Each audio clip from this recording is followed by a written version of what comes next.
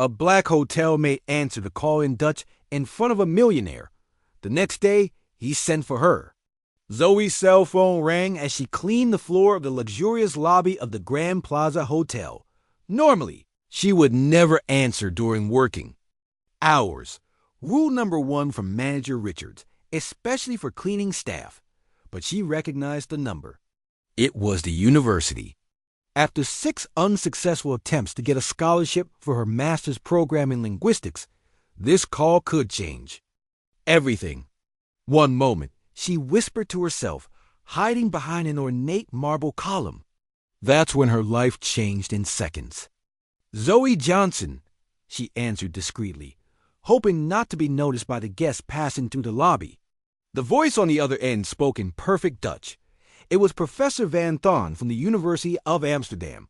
Zoe responded immediately in the same language, her impeccable pronunciation flowing naturally as they discussed details of her application for the international program. Mijn motive was te laat on mogul heb het 2 weken geleden verzenden. Zoe explained, concerned that her letter of motivation had supposedly not arrived on time.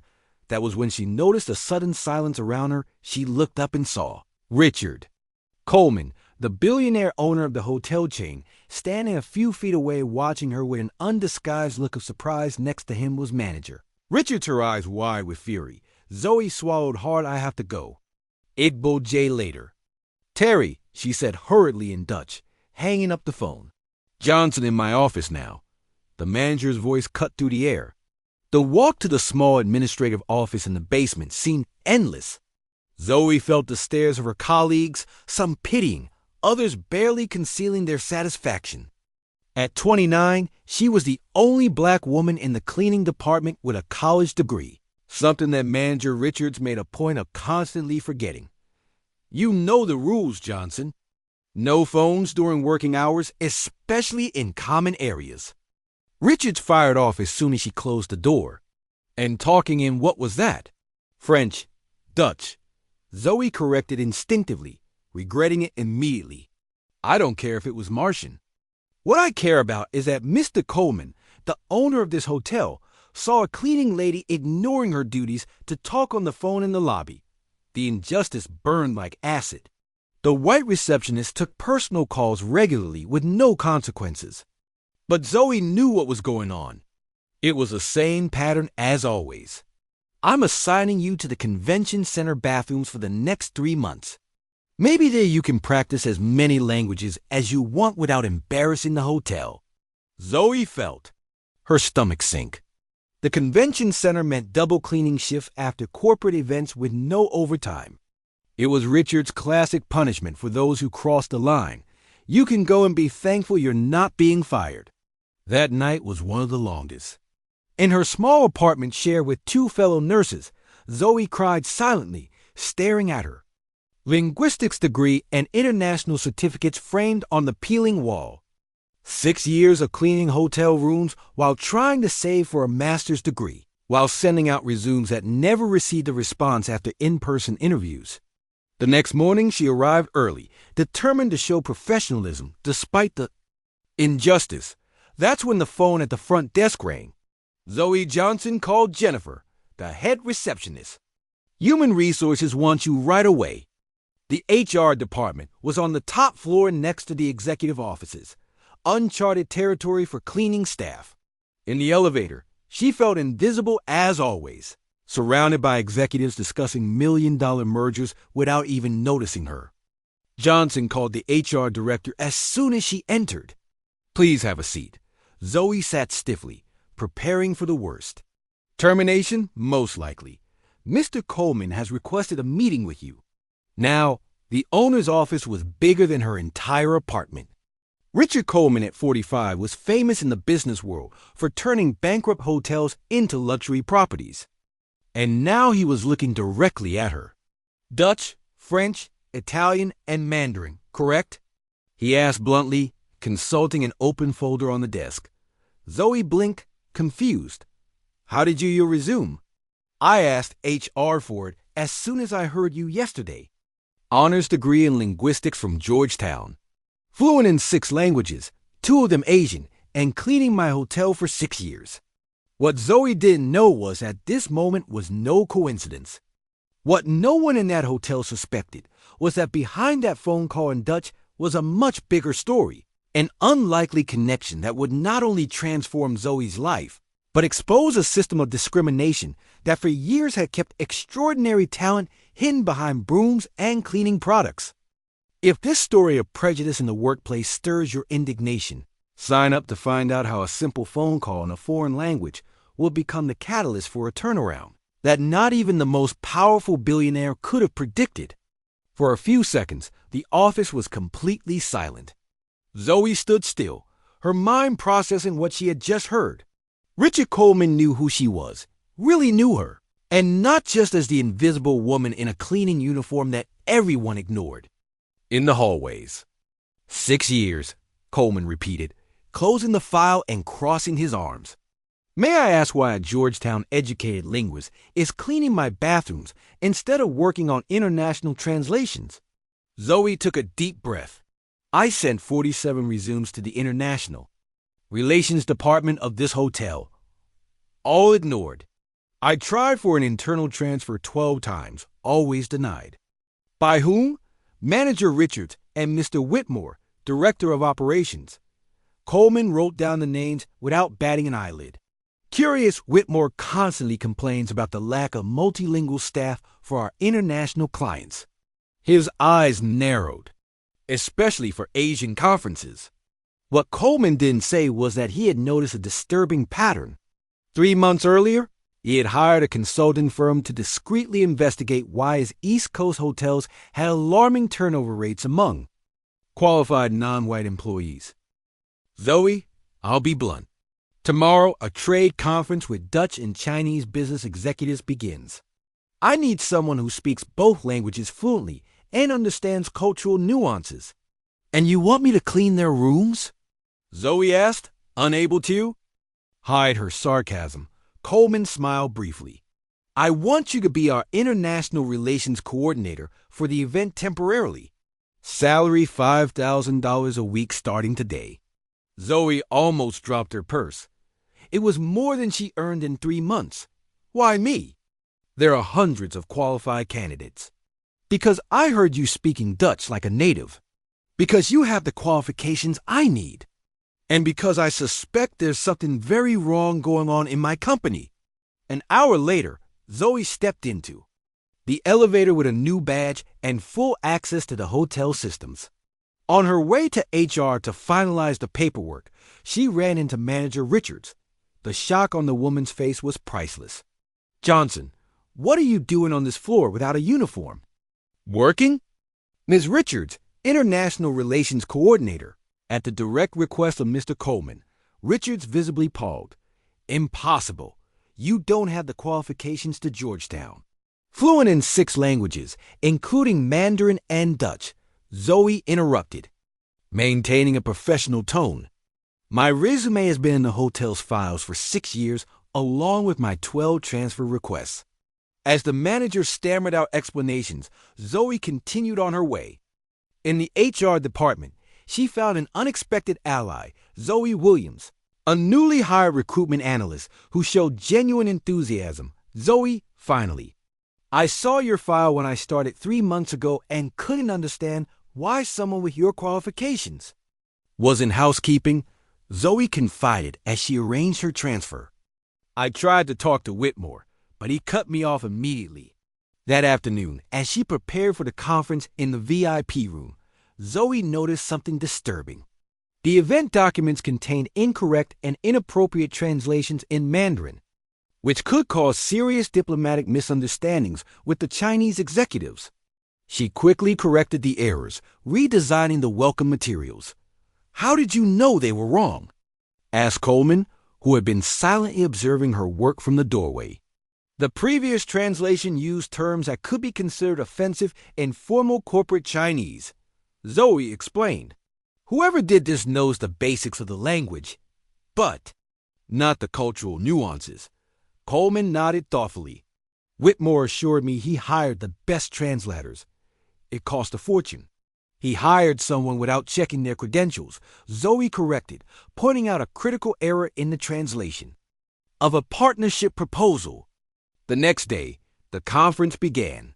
Zoe glided among the international business executives with natural elegance, switching effortlessly between Dutch and Mandarin, mediating conversations and facilitating connections that would normally take days to establish.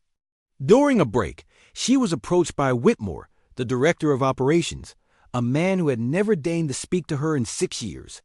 His smile didn't reach his eyes. "Miss Johnson, I'm impressed.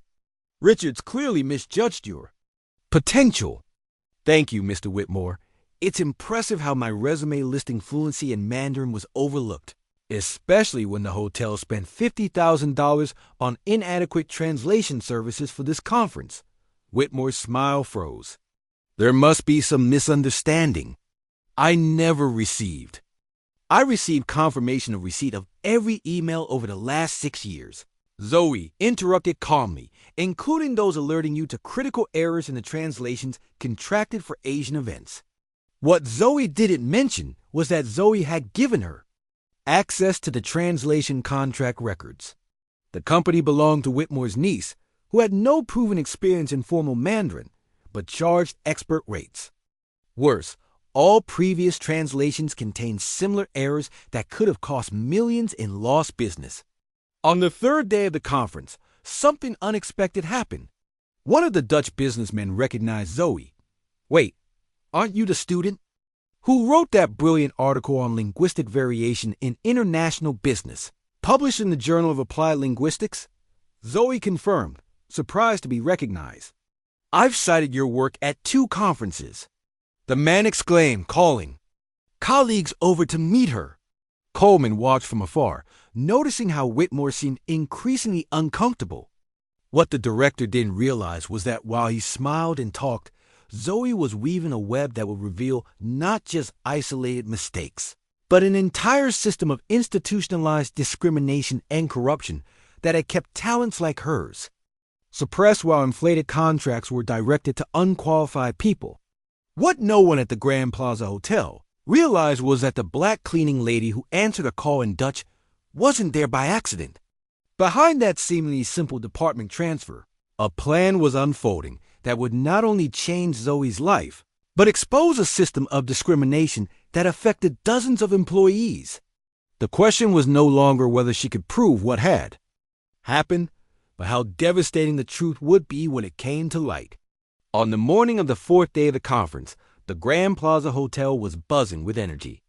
Zoe's initiative had generated preliminary contracts that exceeded all expectations. As she walked through the lobby, she noticed something disturbing. Whitmore was leading a young woman, clearly nervous, to the executive elevators. "Miss Whitmore, your Mandarin translation is adequate," he said in a controlled tone. "There's no need for concern." Zoe recognized the last name immediately. The young woman was carrying a folder marked Final Translation, Master Contract. A quick glance as she passed confirmed her suspicions. The same critical errors from before persisted in the text. "Mr. Coleman needs to see this," Zoe thought, hurrying to the CEO's office. Coleman was reviewing documents when she entered unannounced. "Zoe, what's going on?" "Whitmore is replacing my correct translations with flawed versions done by her niece," Zoe explained, showing him screenshots on her phone. "And I have proof that this has been going on for years." Coleman stood up abruptly. "Are you absolutely sure?" "I have everything documented. What's more, I found records of inflated payments to her translation company, 3 times above market rate, while qualified candidates like me were systematically rejected." As they spoke, Zoe from HR rushed in. "Mr. Coleman, sorry to interrupt, but I found something you need to see right away," she said, handing him a folder. "Hiring records for the last 5 years. Consistent pattern of rejecting qualified non-white candidates, especially women." Coleman flipped through the documents, his face hardening with each page. The outside investigation had detected something. But this is systematic. At that moment, Whitmore entered the office without knocking, interrupting the conversation.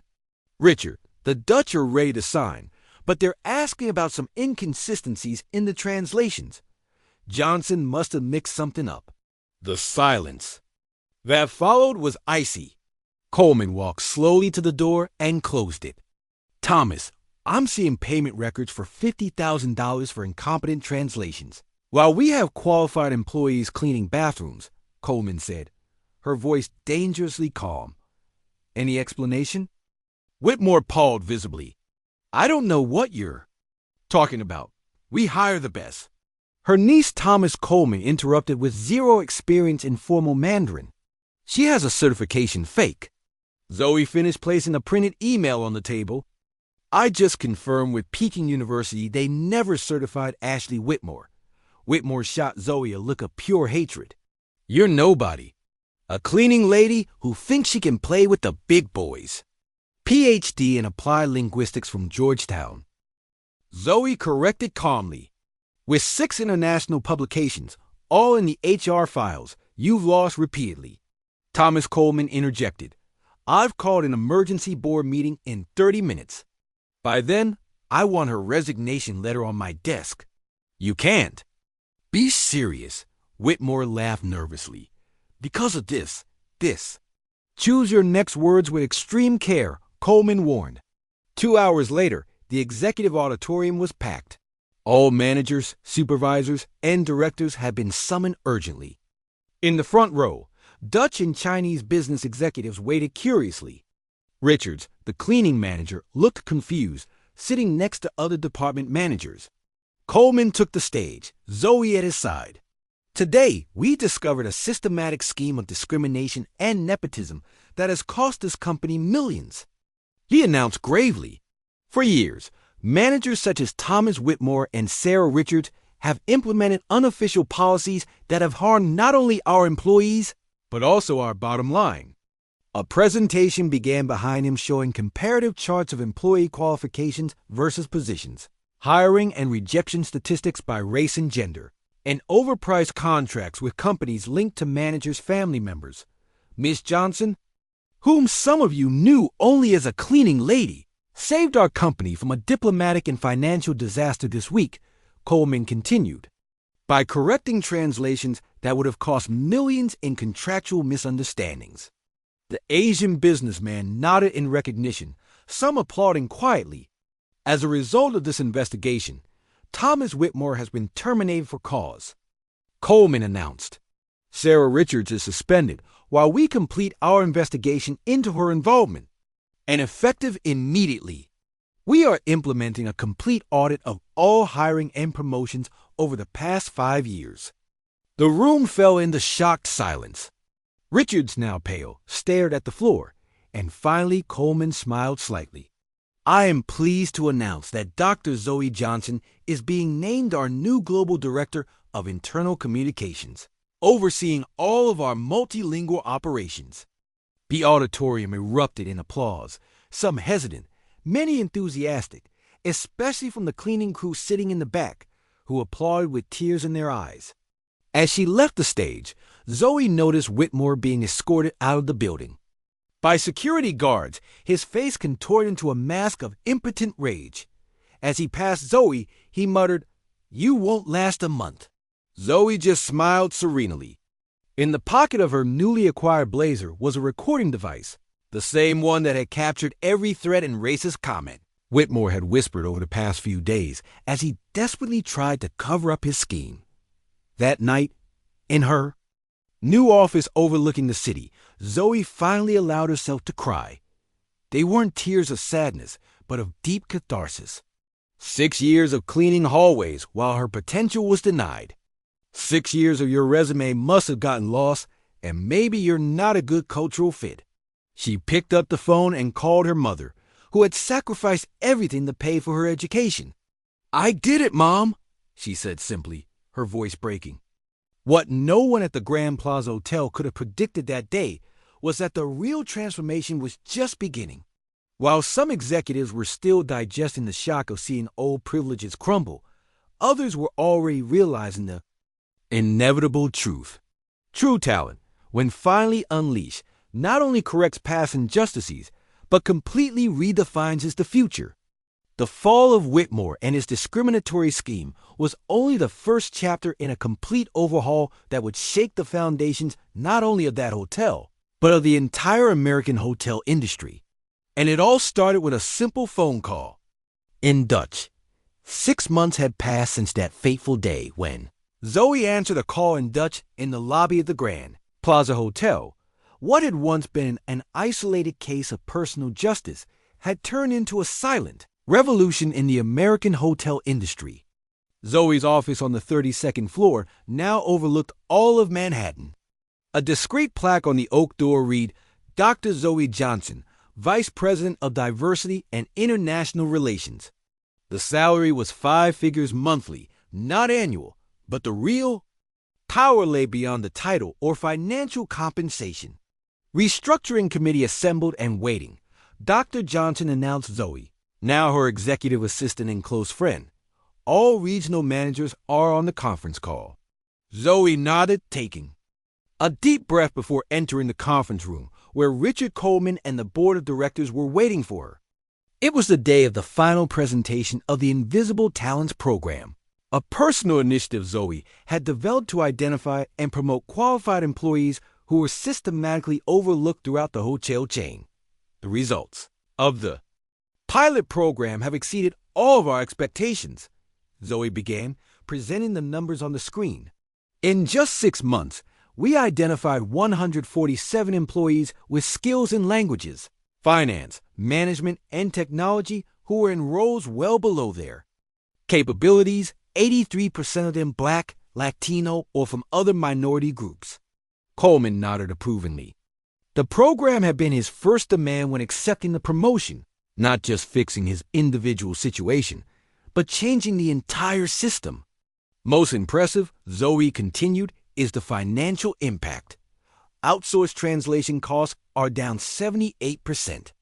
International customer satisfaction is up 42%, and our diversity ratings are now at the top of the industry.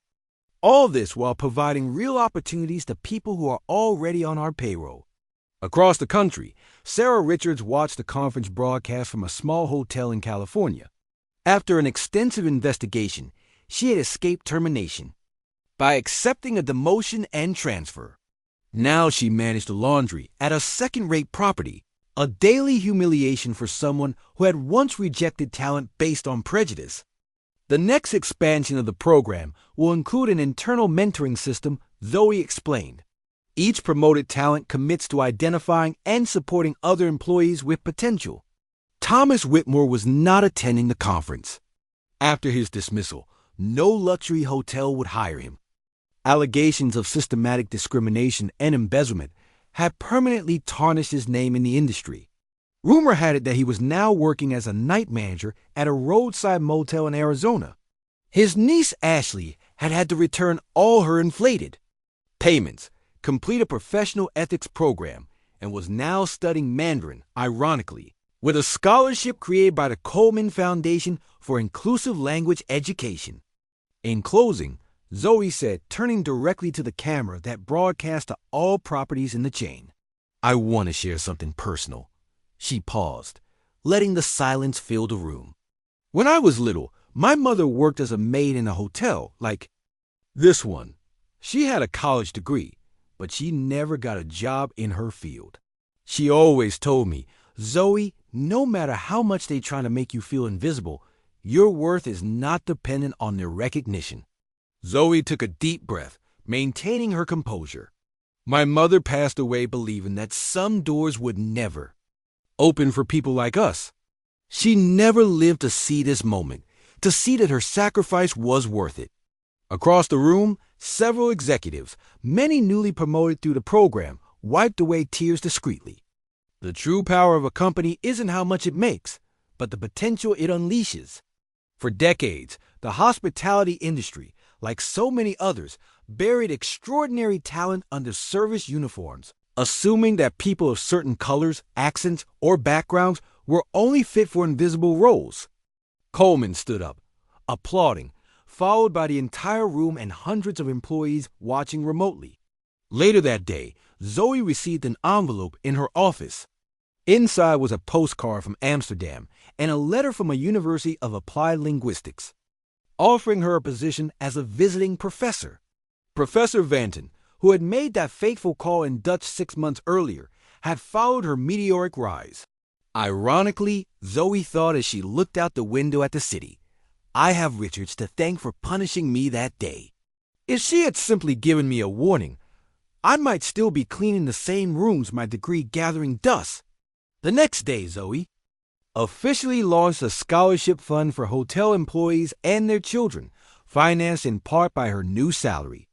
The first beneficiary, the daughter of her former cleaning colleague who dreamed of studying hotel management. What began as a phone call in Dutch had sent ripples that now spread far beyond that hotel, far beyond that industry. The message was clear. Talent exists everywhere. What is lacking are opportunities and recognition. True justice is not just punishing those who discriminate, but rebuilding entire systems so that prejudice has nowhere to hide. Zoe's sweetest revenge was not seeing her antagonist fall, but watching hundreds of people like her finally rise. If this story moved you and made you reflect on how silent prejudice can stifle extraordinary talent, leave your comment and don't forget to subscribe to the channel for more inspiring stories about people who have turned injustice into platforms for real change. After all, the greatest lesson Zoe teaches us is that true greatness isn't about overcoming barriers alone, but about ensuring the doors remain open for everyone who comes after.